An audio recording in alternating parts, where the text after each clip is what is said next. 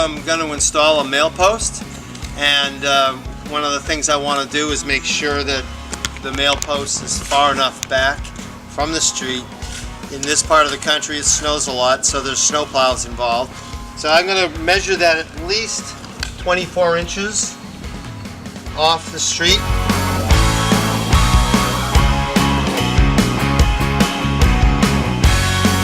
So we've got the hole dug, the position off here, like from the street.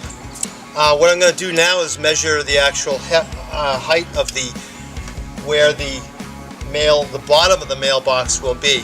A lot of times there's requirements by the U.S. Postal Service. They give you a range between 42, 46. It's different from town to town. You can check with your postmaster. The general height is usually around between 42 and 44 inches. I'm going to measure from the street, not from the curb. Sometimes the curb is higher, like that. We're going to measure right from the street and just get a general eyeball. I'm looking about a half an inch above the hole in this post, because that's about where it's going to be, about an inch to a half an inch. And what I'm seeing right now is 44 inches. Now that we've set the depth of the hole, or the height of the actual mail post in relationship to the street, we're now going to check the attitude of the post, meaning where it lines up with the street. You always want to start with clean dirt. The less rocks, the better. What I'm looking for is that bubble to be centered. I try to use the same corner if possible, and when having to correct it, I'll add pressure to the post in the direction I want it to be to make it plumb, and then tamp. So now we're ready to add the accessories to the mail post. This was set up with the label to always be down street. And we're just going to slide this on. We check, see how it goes. You slide it in like that. Pretty simple. And you can look on the other side, or just find the hole and slide it through. Now we have the nub. The nub goes on the back side. Sometimes you'll find that the nub actually fits better one way or the other. So you find the best way that it fits. See, like that's a little tight. That way it goes on. Slide it on and tighten it up. We're going to attach the nub with 2 different size screws provided.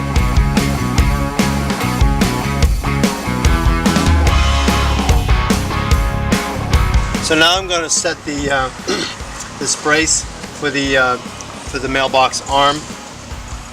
I've already positioned it where I want it to be, and what you need to do is pre-drill the hole that goes into the post. I'm using a longer of the 2 different types of screws to go in the top hole, because that's a deeper part of the arm. Double check the distance between everything. Everything's aligned up. Now I'm using the shorter one for the shallower part of the arm.